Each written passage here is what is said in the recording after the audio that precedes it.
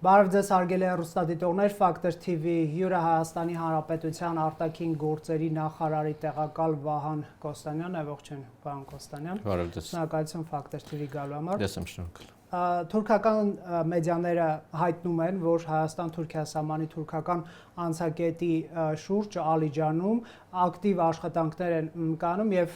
ունեցանք տեղեկատվություն, որ Հայաստանը եւ Թուրքիան որոշել են դյուրացնել վիզաների տրամադրումը դիվանագիտական հատուկ եւ ծառայողական անձնագրեր կրողների համար։ Հնարավոր է հունվարի 1-ից բացվի սահմանը երրորդ երկրների քաղաքացիների դիվանագիտական անձնագիր ունեցողների համար։ Կարծում եմ, եթե հունվարի 1-ից բացվեր, ապա արդեն հայտարարած կլինենք, բայց այն, որ մենք լիահույս ենք, որ այս ուղղությամբ դրական զարգացումներ կլինեն արդեն շուտով, դա էլ է փաստ։ Եվ դինամիկան ըստ էության նաև խոսում է դրա մասին, որ մենք դրական զարգացումներ պետք է ունենանք Հայաստան-Թուրքիա հարաբերությունների կոնտեքստում, առնվազն կյանքի կոչելու համար այն պայմանավորվածությունները, որոնք արդեն իսկ ձեռք էին բերվել։ Եվ գիտեք, որ հայկական կողմը շատ ավելի վաղուց էր պատրաստ ենթակառուցվածքային առումով նաև համապատասխան մաքսատան շենքի կառուցմամբ եւ այլն։ Ամիսներ առաջ պատրաստ։ Տարուց ավել ես կասեի գործարկելու այս պայմանավորվածությունները եւ հույս ունենք, որ նոր տարին լավ նորություններով կսկսի։ Ամեն դեպքում հունվարի 1-ը իրատեսական չի այս պարագայում։ Այս պահի դրությամբ չունենք ինդիկացիա, որ հունվարի 1-ին հենց տեղի կունենան։ Շատ լավ, իհարկե Ադրբեջանը, ինչպես գիտենք, վերացրել է դեպի Հայաստան արտահանումների կամ տեղափոխումների արգելքը տարբեր երկրներից, Ղազախստան, Ռուսաստան, ինչպես նաև բենզին է վաճառում եւ ամեն դեպքում այսպես կողքի հայացքից բնական կլիներ, որ Թուրքիան եւս որոշակի քայլ աներ, ասենք նույն երրորդ երկրների քաղաքացիների համար, քանի որ իր տեսակետը գաղտնիք չի պայմանավորել է Ադրբեջանի տեսանկյունից, իսկ Ադրբեջանը որոշակի պոզիտիվ քայլեր անում է։ Ինչ մեկնաբանություն ունեք այս հարցում։ Եթե կհիշեք, Ցորենի Հայաստան մուտք գործելուց հետո վարչապետը նույնպես հանդես եկավ հայտարարությունով, որ Հայաստանը պատրաստ է բացել ցամաքային անցակետերը թուրքական եւ ադրբեջանական բեռնատարների համար, որպեսզի Հայաստանի միջոցով նաև մեր երկու հարևանները առևտուր իրականացնեն։ Այս առաջարկն էլ է մնում ուժի մեջ, իսկ ավելի լայն պատկերին եթե նայենք, ապա ակնհայտ է, որ տարածաշրջանում զարգացումներ են տեղի ունենում, այդ թվում նաև ապաշրջափակման կոնտեքստում, եւ հույս ունենք, որ այս պատկերը կամբողջանա նաև Թուրքիայի մասնակցությամբ ապաշրջափակման գործընթացին, որը էականորեն դրական ազդեցություն կունենա ընդհանուր տարածաշրջանի դինամիկայի եւ փոխկապակցվածությունների ստեղծման վրա, իսկ ինչքան շատ լինեն այս փոխկապակցվածությունները, այնքան ավելի կամրապնդվի ստեղծված խաղաղությունը տարածաշրջանում։ Իսկ պարոն Կոստանյան, կան քննարկումներ թուրքական պաշտոնական կողմի հետ Հայաստանով տարանցիկ հնարավորություն թույլատրել դեպի Ադրբեջան, կա հետաքրքրություն Թուրքիայից, այսինքն վարչապետի առաջարկի պատասխանը ո՞րն է։ Այս պահին մեր քննարկումները վերջին շրջանի թուրքական կողմի հետ առավելապես կենտրոնացած են Կարս-Գյումրի ենթակառուցվածքների ֆիզիկական վերագործարկման, վերակառուցման վրա եւ տեսնում ենք եւ ազդակներ ունենք, որ թուրքական կողմը արդեն իսկ սկսել է որոշակի աշխատանքներ իրենց կողմում իրականացնել, վստահաբար հայկական կողմն էլ հաջորդ տարի նման աշխատանքներ կիրականացնի եւ կարծում ենք, որ Կարս-Գյումրի երկաթգծի վերագործարկումը բավականին դրական ազդեցություն կունենա։ Դա երկարաժամկետ հեռանկարում, բայց կարճաժամկետում Մարգարայի եւ Ալիջանի անցակետի գործարկումը թվում է ավելի հեշտ գործողություն կարող է լինել, այդ թվում բեռների տեղափոխման։ Վստահաբար ավելի հեշտ գործողություն է եւ կամուրջը ենթադրում եմ կհիշեք, որ դեռ 1 տարուց ավել առաջ նաև ֆիզիկական փորձաքննությաններ ենթարկվել հասկանալու համար ինչ ծավալներ կարող է տանել բեռների եւ կհիշեք նաև, որ որոշակի բեռներ նաև անցել են այս կամուրջով, երբ խոսքը գնում էր Սիրիա հումանիտար բեռի առաքման մասին, երբ հայկական փրկարարները վերադարձան Թուրքիայում տեղի ունեցած երկրաշարժին աջակցելուց հետո դեպի Հայաստան հենց այս կամուրջով մենք գործ ունենք ոչ լայն, բայց մեկ ուղղությամբ կամուրջի հետ, այսինքն առնվազն մեկ բեռնատար կարող է անցնել կամուրջով։ Հիմա պիտի աշխատենք, որպեսզի այս կարողությունները, արկա կարողությունները սկսենք օգտագործել, երբ թուրքական կողմը որոշում կկայացնի քաղաքական, որ բացում է սահմանը առնվազն երրորդ երկրների քաղաքացիների եւ դիվանագիտական անձնագիր ունեցողների համար եւ վստահաբար կարծում ենք, որ ծավալների մեծացման հետ զուգահեռ պետք է քննարկենք նաեւ նոր ենթակառուցվածքների կառուցում։ Նոր կամրջի կառուցումը Արաքսի վրա։ Այդ թվում նաեւ նոր կամրջի։ Բացի անի պատմական կամրջից նկատի ունենք, այլ ավելի անի պատմական կամրջի վերակառուցումը առավել սիմվոլիկ է եւ այս ուղղությամբ էլ քննարկումները գնում են մեր համապատասխան գերատեսչությունների ներկայացուցիչների միջև եւ կարծում եմ մյուս տարի այս ուղղությամբ էլ նորություններ կունենանք։ Բավականին լուրջ նախապատրաստական աշխատանքներ են այս բանին իրականացվում երկու կողմերի միջև, բայց ես խոսում եմ առավելապես այնպիսի ենթակառուցվածքների մասին, որոնք նաև տնտեսական փոխկապակցվածությունը կավելացնեն։ Շատ լավ, տեսեք, ադրբեջանական մինչ Ադրբեջանին անցնելը այստեղ մի հարց է, պարզ է, որ քաղաքական որոշման ակնկալիքը Թուրքիայի ղեկավարությունից է եւ հայկական կողմը միշտ արտահայտել է պատրաստակամություն, րոպե առաջ երթուղիներ բացել թե Թուրքիայի, թե Ադրբեջանի հետ ներկայում արկա շաբաթների հարց է, ամիսների հարց է, այդ որոշման կայացումը, չգիտեմ, տարիների հարց է, թեկուզ երրորդ երկրներ եւ դիվանագիտական անձնագիր ունեցողներ։ Դուք ասեցիք հունվար 1-ից բարդ է սպասել, արդեն կիմանայինք, բայց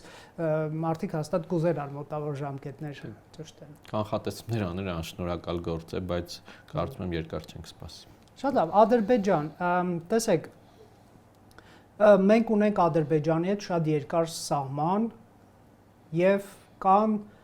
նաև իրար կապող ճանապարհներ եւ Ղազախ-Իջևան հատվածում եւ Վարդենիսից դեպի Քելբաջար գնացող հատվածում, տարբեր տեղեր, Կորնիզորի հատվածում, բայց երբ որ դիզվառելիքի օրինակ ներկրման հարց է քննարկվում, դա տեղի է ունենում Վրաստանի տարածքով երկաթուղով, պարոն Կոստանյան, եւ մի տեսակ հարց է առաջանում, ինչու երրորդ երկիր մաքսատուրք վճարել, եթե մենք ունենք ընդհանուր սահման։ Ինչու երրորդ երկիր մաքսատուրք վճարել, եթե մենք ունենք ընդհանուր սահման։ Ադրբեջանի հետ կան որոշակի քննարկումներ այս մասով։ Նախ պետք է արձանագրել, որ մենք շնորհակալ ենք մեր վրացի գործընկերներին, ովքեր աջակցեցին եւ ֆասիլիտացրեցին այս ուղևորահոսքերի դեպի Հայաստան անխոչնդոտ անցումը, բայց իրապես արկա ենթակառուցվածքները կամ դրանց վերազինումը եւ վերագործարկումը թույլ կտա նաեւ Հայաստանի եւ Ադրբեջանի միջև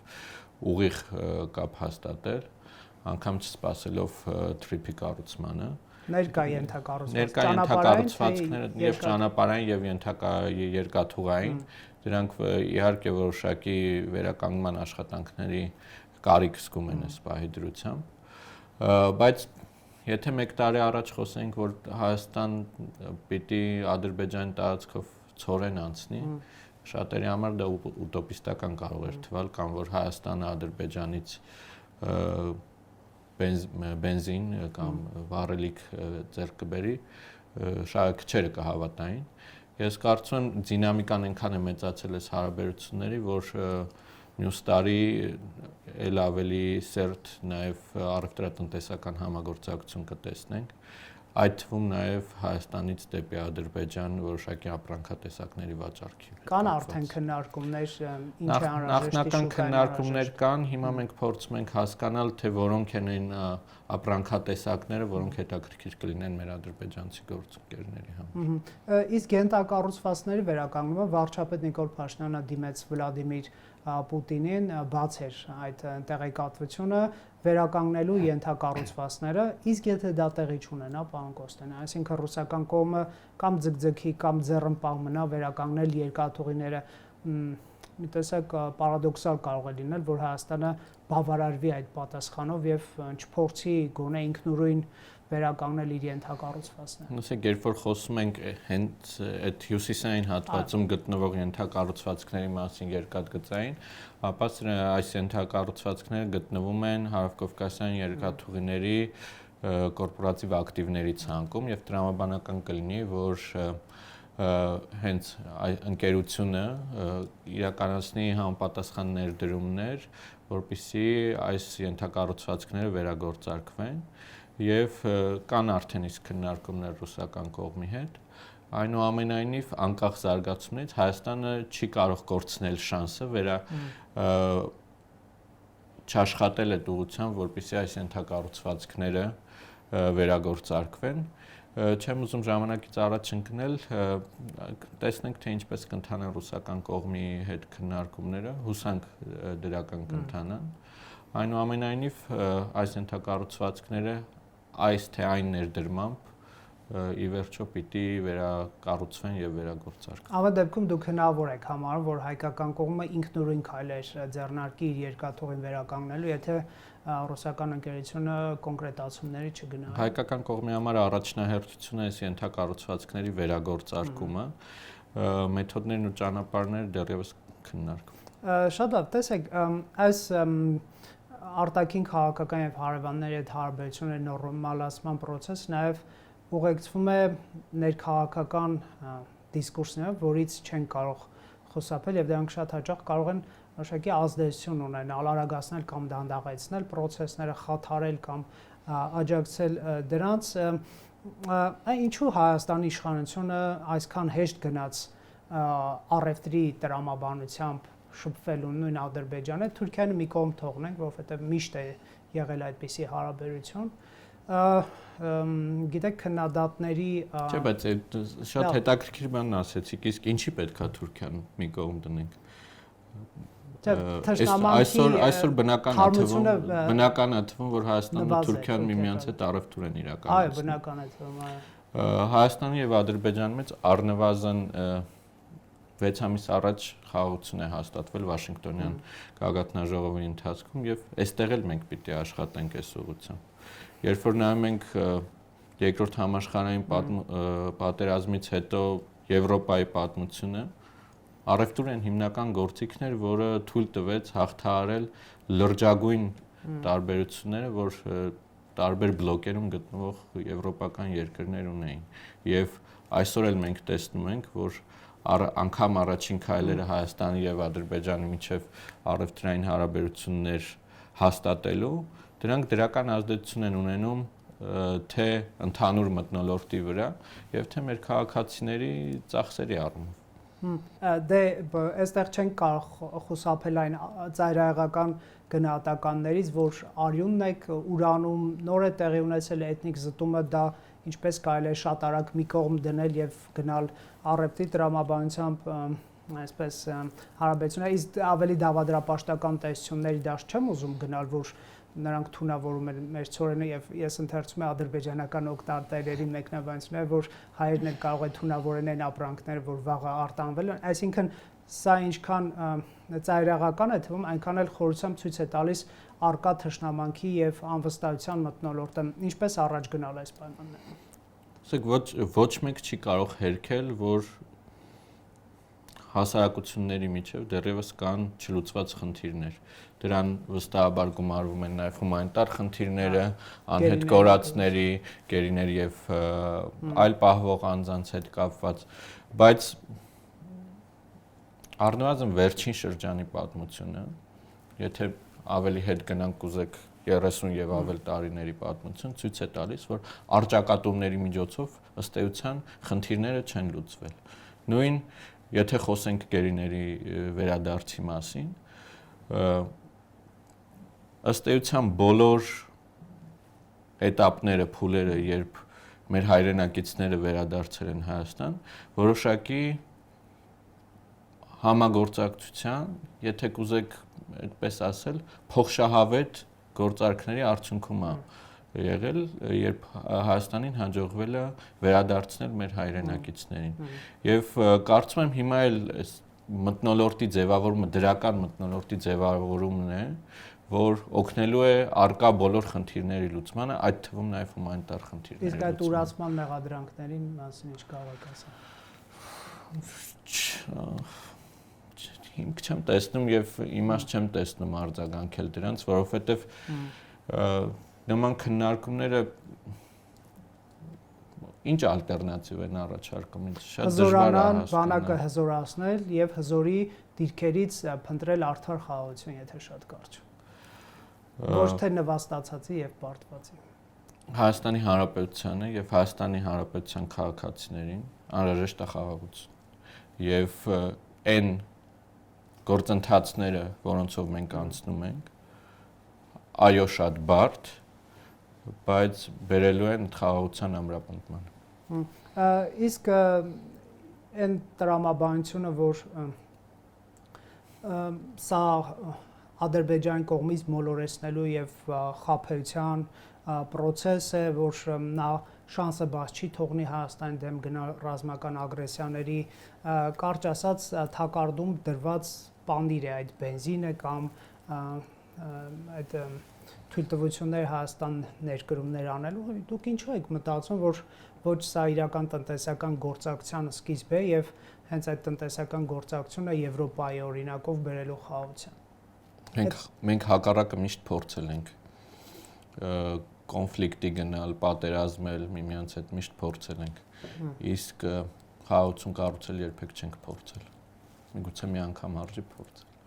Շատ լավ։ Իսկ եթե սահմանադրական հանրաքվեն տապալվի, պարոն Կոստանյան, եւ Հայաստանի քաղաքացիները 2027 հավանաբար թվականին ոչ հասեն նոր սահմանադրության նախագծին եւ անկախության հռչակագրին հղումը դուրս չբերվի, ինչ է լինելու։ Պատերազմ, չէ՞ որ Բաքուն հենց այդ հռչակագրին հղումի բացակայությամբ է պայմանավորում պայմանագրի ստորագրումը։ Տեսեք, այս մեկ հարցի մեջ թերը չափազանց շատ են եւ հարցականները պատասխանելու համար նախ նոր սահմանադրության նախագծի տեքստը թող հրապարակվի, հետո պիտի տեսնենք Ես վերջից եմ սկսում։ Ինչպես են ընթանում ընտրությունները, ինչ արդյունքներ են ունենում ընտրությունները, արդյոք այն օրակարգը, որ քաղաքացիական պայմանագիրը եւ մեր թիմն է առաջ ստանում է հավանություն մեր Հայաստանի Հանրապետության քաղաքացիների կողմից եւ հետո արդեն խոսենք սահմանադրական հնարավոր հանրաքվեի մասին։ Այո, հայկական կողմը նման կանխատեսումներ անելը չեմ կարծում, որ ճիշտ է այս բանը։ Գնայք, հայկական կողմը չի ընդունում այդ պայմանը, փոխեք սահմանադրություն, որ կնքենք վերջնականապես խաղաղության համաձայնագիրը, բայց դրա մեր չընդունելուց, հայկական կողմի չընդունելուց չի փոխվում նաև Ադրբեջանի դիրքորոշումը, այսինքն կան իրար հակասող երկու դիրքորոշումներ այս հարցի շուրջ եւ պարոն Միրզոյանն էլ օրերս այդ մասին ասաց, այդ դրա համար եմ հարցնում, եթե չի փոխվում սահմանադրությունը, չի էլ ստորագրվում խաղաղության համաձայնագիրը եւ մենք ունենում ենք կիսախաղաղություն, այո։ Եկեք իրադարձություններից առաջ չընկնենք։ Ես չեմ առաջարկում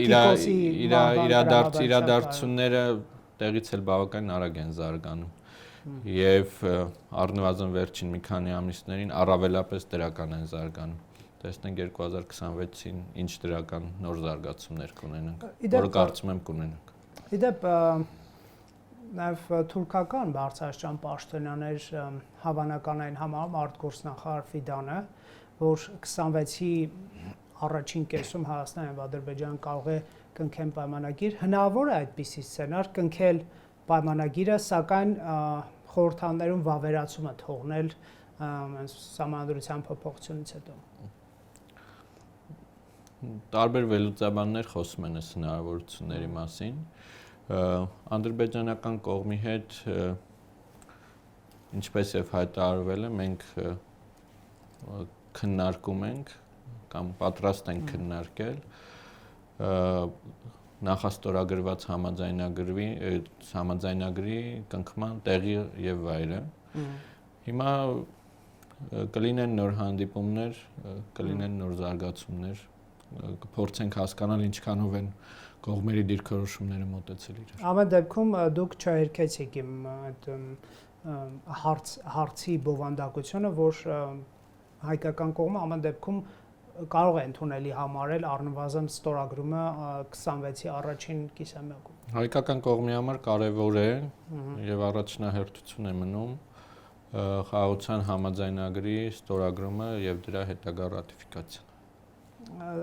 Լավ, այդտեղ կսպասենք նորություններ։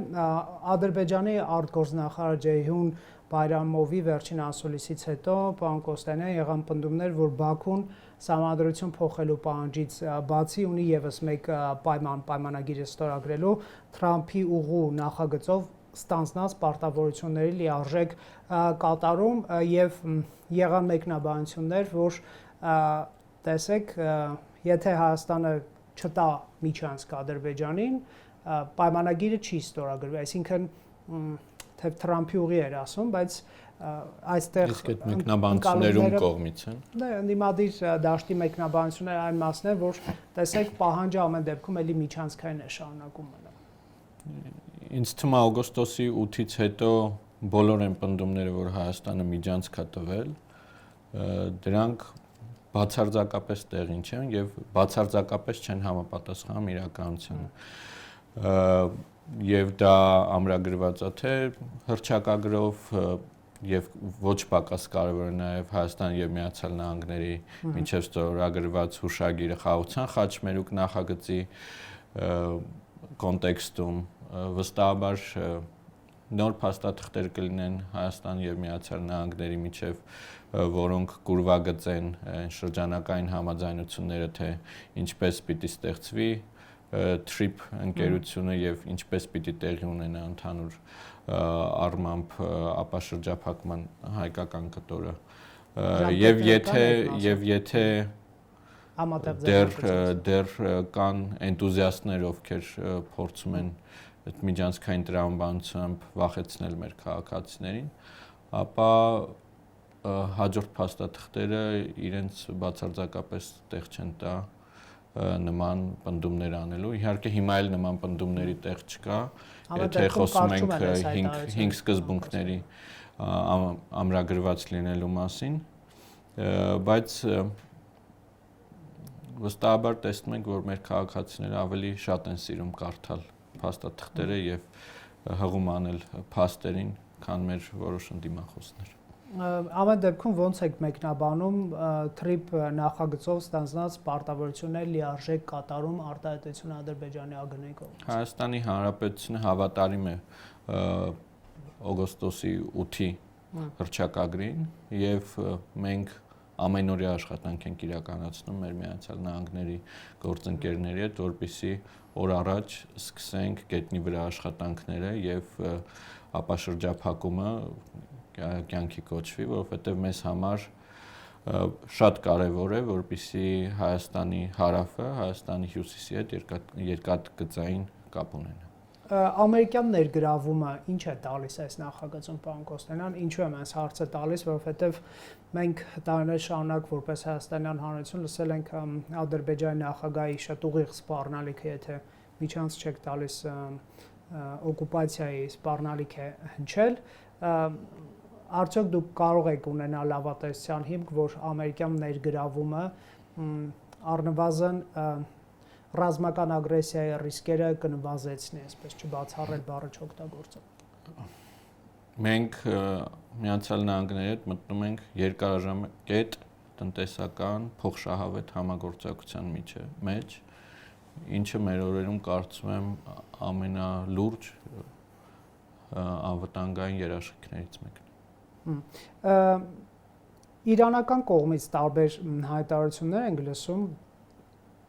հոգևոր առաջնորդի Իրանի Իսլամական Հանրապետության անվտանգության հարցերով խորհրդականի, որի տեսակետը ակնհայտորեն տարբերվում է արտգործնախարարության եւ նախագահի տեսակետից եւ նա չի դադարում Թրամփի ուղու ներքո տեսնել Զանգեզուրի միջանցք։ Հայկական կողմը այսքան բացատրել է Իրանին դետալների մասին է խոսել, որ ինչքան ձեզ համար է կարմիր գիծ մեր սահման, այնքան 1000 անգամ ավելի մեզ համար է կարմիր գիծ։ Այդ ինչով պայմանավորել, որ ամեն դեպքում դեռևս հնչում են նման արտահայտություններ։ Նախ նշեմ, որ նման համեմատությունները անկախ նրանից, թե որտեղից են հնչում եւ ում կողմից են հնչում, բացարձակապես ընդունելի չեն մեզ համար, իսկ իրանցի մեր գործընկերների հետ, թե արտաքին գործերի նախարարությունների մակարդակով, թե ավելի բարձր մակարդակներում մշտապես ընթանում են քննարկումները, մենք լսում ենք այն մտահոգությունների մասին, որոնք իրանական կողմը ունի, պատասխանում ենք արկա որոշ հարցերի եւ ըստ էության հասցեագրում ենք այդ մտահոգությունները եւ ընդհանուր առմամբ կա անկալում, որ Հայաստանի եւ Իրանի մոտեցումները բավականին մոտ են մեր տարածաշրջանում ապաշրջափակման հարցի վերաբերյալ, ել չասեմ, որ Իրանը առաջին շահառուներից մեկն է լինելու նաև տարածաշրջանային ապաշրջափակման, ըստ էության կապելով Պարսից ծոցը Սև ծովի հետ, ինչի ուղղությամբ իրանցի գործընկերները շատ երկար տարիներ է որ աշխատանքներ են իրականացրել։ Մեր երկաթուղու միջոցով։ Նաև մեր երկաթուղու միջոցով եւ ադրբեջանական Նախիջևանի հատվածի երկաթուղու։ Այսինքն դուք բացառում եք այն ռիսկը, որ Իրանը խոչընդոտի Թրամփի ուղու կառուցումը։ Իրանում չեն եղել եւ չկան ռիսկեր, որոնք անկառավարելի են Հայաստանի համար։ Իսկ այն գնահատական Եվ ի վերջո պետք չէ մոռանալ, որ մենք խոսում ենք մեր երկար տարիների բարեկամական պետության մասին, ում հետ ըստ էության Հայաստանի անկախացումից ի վեր վայրի վերումներ մեծ հաշվով չեն եղել հարաբերությունների եւ մենք մշտապես դրական դինամիկա ենք ունեցել հարաբերությունների աճող իսկ վերջին շրջանում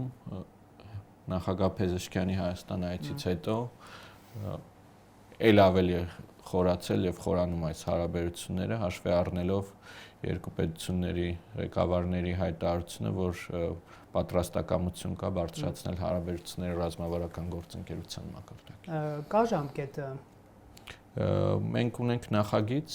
որը այս պահին իրանցի գործընկերները դիտարկում են եւ սպասում ենք իրենց մեկնաբանություններ։ Շատ լավ, հանուն անկեղծության նաեւ տարիներ շարունակ թե ամերիկյան, թե եվրոպական կողմերը կկիսեք այդ տեսակետը, որ ըմբռնումով են մոտեցել Հայաստանի եւ Իրանի առանձնահատուկ հարաբերություններին եւ Հայաստանի առաջ այդ կոշտ ընտրության հարցը չի դրվել կամ մեզ հետ հարաբերություններ կամ Իրանի հետ հարաբերություններ։ Կարծում եմ այդտեղ տեսակետ կիսելու խնդիր չկա, դա փաստ է։ Իսկ այսօր նույնպես այդպես է, պարոն Կոստանյան։ Չէ՞ ԱՄՆ-ի ԵՄ-ի հետ մեր հարաբերությունները փաստերն են դրա մասին խոսում։ Մենք Միացյալ Նահանգների հետ ունենք ռազմավարական գործընկերություն, ռազմավարական օրակարգ հաստատեցինք Եվրամիության հետ եւ դա չի խանգարում միևնույն ժամանակ հռչակել ռազմավարական գործընկերության ուղղությամբ աշխատելու մասին Իրանի Իսլամական Հանրապետության հետ եւ ըստ էության Հայաստանը եւ Հայաստանի շուրջ դիրքորոշումները այն քիչ հատմանկետերից են, որ Իրանը ունի Միացյալ Նահանգների եւ եվրոպական երկրների հետ։ Իսկ այն մեկնաբանությունն է, որ հայկական կողմը Թրամփի ուղուց չի շահում, դա ընդհանրապես Թուրքիան եւ Ադրբեջանը կապող ճանապարհ է կամ եթե ավելի ծայրահեղական գնահատականների դաշտ գնանք թուրանական ճանապարհ է,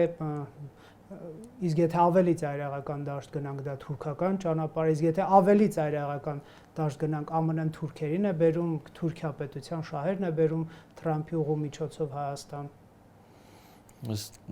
Դավադրապաշտական չենք կարող խոսապել կրեք, դա է մեր դիսկուրսի որակը։ Համաձայն եմ, բայց նման մենք նաև պետքա պատասխանատու լինենք, թե ինչ դիսկուրս ենք տարածում, կարծում եմ, եւ հաշվի առնենք, որ թե ինչ ժամանակներում եւ ինչ կոնտեքստում են նաև նման քննարկումները ծավալվում եւ պետք չէ մոռանալ, որ մենք 26 թվականի հունիսին Հայաստանում սպասում ենք խորհրդարանական ընտրությունների եւ այս համատեքստում Հայաստանի դեմ տարբեր կենտրոններից շատ մեծ մանիպուլյացիաների եւ դեզինֆորմացիայի գրոհներ են տեղի ունենում, իսկ այն վախերը, որոնց մասին դուք խոսեցիք, մեր գնահատականներով հիմնական ուղղություններից են, որոնք այս կամ այն կենտրոնները փորձելու են նաև զարգացնել մոտակա ամիսների ընթացքում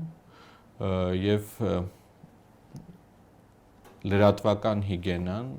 այս պահին եւ այս շրջանում շատ կարեւոր է։ Նաև կարևոր է հասկանալ, թե ովքեր են այս դիսկուսները տարածում, այս խոսույթները ընդհանուր առմամբ եւ պետք է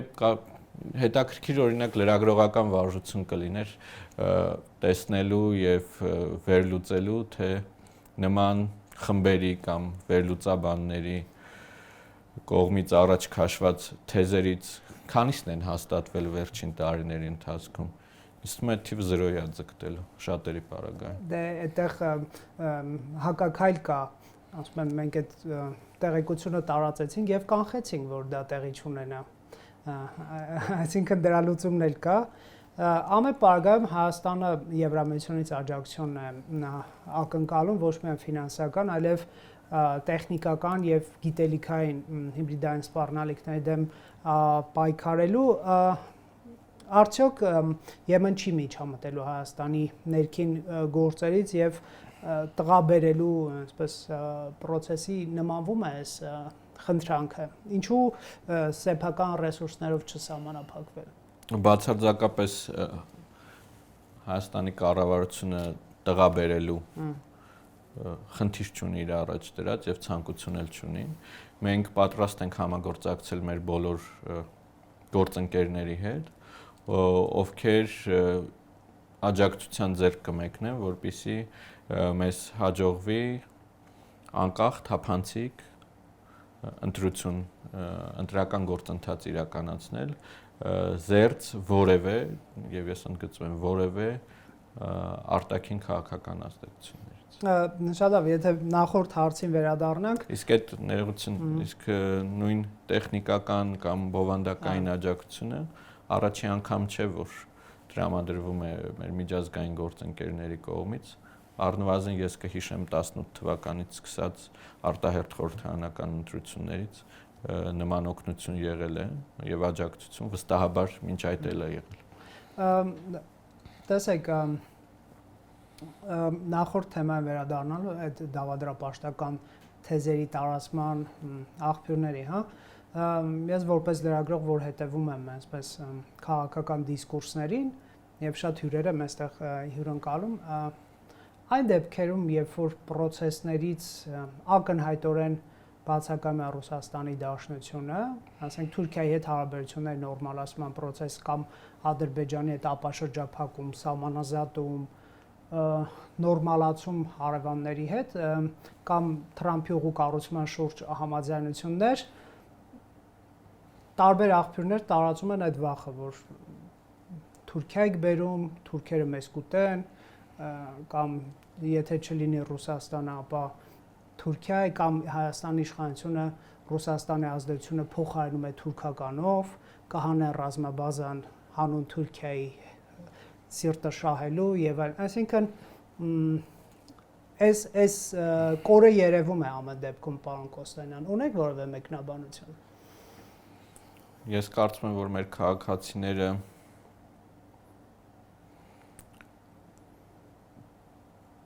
բավարար չափով վերլուծել են անկախացումից ի վեր Հայաստանում տեղի ունեցած գործընթացները եւ աջակցում են Հայաստանի արտաքին քաղաքականությանը, որը միտված է բալանսավորելու մեր հարաբերությունները մեր տարբեր գործընկերների հետ։ Քանիցս նշվել է, որ մենք որևէ միտում կամ չունենք խզել հարաբերությունները այս կամ այն գործընկերոջ հետ, այլ մենք պատրաստ ենք փոխշահավետ համագործակցության մեր բոլոր գործընկերների հետ։ Եվ պետք չի վախեցնել։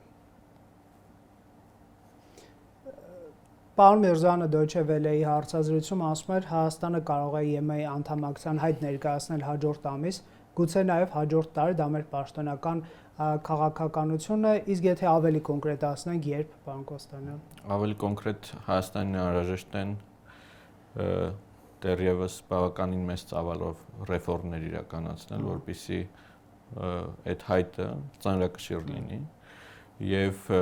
եվրոինտեգրման գործընթացը նախ եւ առաջ պետք է ընկալել որպես Հայաստանում ռեֆորմների նոր շարժիչուր եւ այս ուղղությամբ աշխատանքներ իրականացվում են վերջին փաստաթուղթը նաեւ որը ստորագրվեց Հայաստանի Հանրապետության եւ Եվրամիության միջև ռազմավարական օրակարգը գործընկերության շատ հետաքրքիր ուղենիշային փաստաթուղթ է։ Կարող եք մի ցավալիորեն ինձ թվում է բավարար հետաքրքրություն չառաջացրեց նաև մեր լրատվական դաշտում։ Եթե ուշադիր վերլուծենք փաստաթուղթը, որը տարբեր ոլորտների է անդրադառնում, սկսած տնտեսական համագործակցությունից մինչև անվտանգային, էներգետիկա եւ այլն,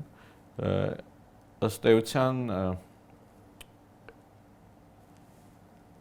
այս փաստաթղթի հիմքում դրված է ոլորտային ինտեգրացիայի տրամաբանությունը, որտեղ առանձնացված են թե կարճաժամկետ քայլերը, որոնք պիտի արվեն, թե երկարաժամկետ քայլերը եւ այս փաստաթղթի, ինչպես նաեւ SEPA-ի իրականացումը մեզ շատ ավելի կմոտեցնի ստանդարտների առումով Եվրոպական միությանը, ինչը նաեւ կնշանակի շատ ավելի կմոտեցնի ծանրակշիռ հայտ ունենալուն դիմելու Եվրոպական միություն։ Եվ ինչպես Բարձրաստիճան մյուս ձեր գործընկեր պաշտոնյաներն են նշում, այդ պահին պետք է Հայաստանը որոշում կայացնի ԵՏՄ-ում իր անդամակցության ապագայի վերաբերյալ, այո, պատրաստ լինելու պարագայում, այսպես։ Բնականաբար։ Ժամկետներ կան, այսինքն Հայաստանի պետական ինստիտուտները ինչքանով են այդ փորձությունը անցնում, որովհետև երբեմն կարելի է լսել այն փորձագիտական ավելի կշռադատված հայտարարություններ, որ մեր պետական ինստիտուտները մեղմ ասած չեն փայլում SEPA-ի իրագործմամբ։ Վստահաբար այստեղ կան բացեր եւ հիմա նոր ճանապարհային քարտեզ կընդունվի վերանայված, թե ինչպես մենք պետք է շարունակենք նաեւ SEPA-ի իմպլեմենտացիայի աշխատանքները եւ ժամկետը լրանում է, չէ՞, ինչքան գիտեմ։ Այո, եւ նոր զարգ կտրվի այս գործընթացին եւ դինամիկան էլ ավելի կարագանա։ Եթե վերադառնանք հարցի մյուս կողմին, թե արդյոք փայլում ենք իրականացման ուղղությամբ, չի կարելի ասել, որ փայլում ենք, որովհետեւ սա շատ մեծ փաթեթի մասին ենք մենք խոսում եւ այս փաթեթի իրականացման համար անհրաժեշտ է, որ պետական կառավարման համակարգ ունենա բավարար գիտելիքներ, կարողություններ, հմտություններ դա իմպլեմենտացնելու համար եւ միաժամանակ տեղի ունենում նաեւ պետական կառավարման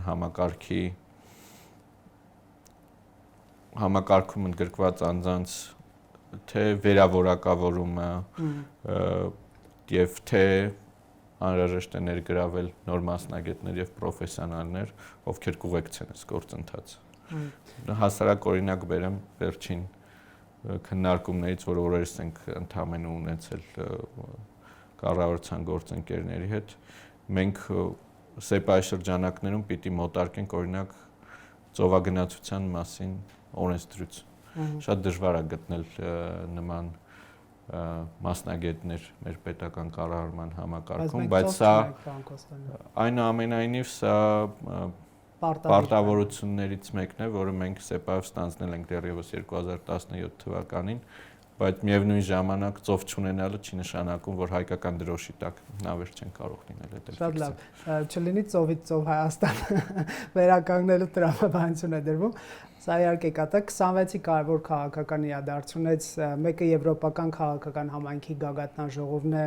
Երևանում մայիսին։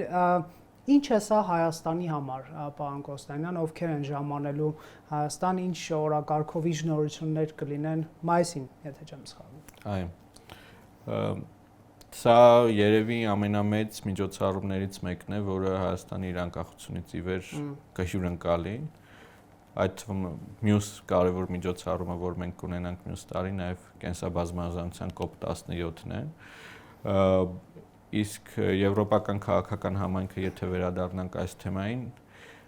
տարին 2 անգամ տեղի ունեցող միջոցառում է, որոնցից մեկը ավանդաբար տեղի ունենում ԵՄ անդամ երկրում, մյուսը ԵՄ ոչ անդամ երկրում եւ ըստ էության վերջին տարիների ամենակարևոր հարթակներից մեկն է, որտեղ քննարկումներ են տեղի ունենում եվրոպական երկրների եւ գործընկերների առաջ ծառացած ամենակարևոր թեմաների շուրջ եւ Հայաստանի պարագայում մոտավորապես արդեն պարզ են թեմաները, որոնք քննարկվեն, դրանք անդրադարձ կկատարվի ժողովրդավարությանը եւ ժողովրդավարական ինստիտուտներին, հիբրիդային վտանգներին, կանաչ փոխակերպմանը, նաև հաշվի առնելով, որ մենք հյուրընկալելու ենք COP17 մյուս տարի եւ մենք հյուրընկալելու ենք մոտ 50 երկրների ղեկավարների Հայաստանում։ Հիմա մեծ թափով ընթանում են նախապատրաստական աշխատանքները եւ նախապատրաստական որոշ աշխատանքներ իրականացնելուց հետո արդեն մյուս տարվա սկզբին նաև վարչապետ Փաշինյանի եւ Եվրոպական խորհրդի նախագահի Կոշտայի անունից արդեն պաշտոնական հրավերները կողմեն երկրների եւ կառավարությունների ղեկավարներին մայիսի 4-ին Երևանում մասնակցելու Եվրոպական քաղաքական համայնքի գագաթնաժողովին, բայց Հայաստանում այդ օրերին տեղի կունենա ոչ միայն Եվրոպական քաղաքական համայնքի գագաթնաժողովը, այլ նաև Հայաստան-Եվրամիություն առաջին գագաթնաժողովը նույն օրերին, որը նոր ինստիտուցիոնալ հիմքերի վրա կդնի Հայաստան եւ Եվրամիության միջև երկխոսությունը։ Թուրքիա եւ Ադրբեջանի նախագահները կստանան պաշտոնական հրավերի։ Բնականաբար այս ձևաչափին մասնակից բոլոր պետությունները ստանալու են հրավերներ։ Իրենք է որոշելու ինչ մակարդակով մասնակցել։ Չէ, այստեղ կա մի տարբերություն այլ ֆորմատների հետ համեմատած, որ Եվրոպական քաղաքական համայնքի միջոցառմանը կարող են մասնակցել միայն երկրների կամ կառավարությունների ղեկավարներ, պայմանականորեն անհնար է դելեգացնել մասնակցություն օրինակ արտաքին գործերի նախարարին։ Այսինքն Ադրբեջանի նախագահը եթե չժամանի, վարչապետի մակարդակ պետք է ապահովեն։ Շատ լավ։ Ճշտումների տրամաբանությունից ԱՄՆ փոխնախագահ J.D. Vance-ի այց Հայաստան Թրամփի ուղու հիմնարկեքին մասնակցելու փետրվար ամսին կհաստատեք այս տեղեկությունը։ Կհաստատեմ, որ Հայաստանի եւ Միացյալ Նահանգների միջև բավականին սերտ է համագործակցությունը եւ վերջին ամիսներին ընթացքում էլ տեսել ենք, որ բավականին բարձրաստիճան այցեր են տեղի ունեցել Հայաստան։ Հատկանշական է, որ անգամ շատդաունի պայմաններում, երբ շատ ավելի խստացված էր Միացյալ Նահանգների պաշտոնյաների օտարերկրագործությունները, նման այցեր Հայաստան տեղի են ունեցել, իսկ ավելի կոնկրետ փոխնախագահի այցի մասին այս պահին դեռևս վաղ է խոսել, բայց հույս ունենք, որ մյուս տարի Հայաստանում կհյուրընկալենք Միացյալ Նահանգների բարձրաստիճան տարբեր պատվիրակությունների։ Շնորհակալ եմ զրույցի համար։ Հարգելի հեռուստադիտողներ, Factor TV-ում հյուրընկալել ենք Վահան Կոստանյանին։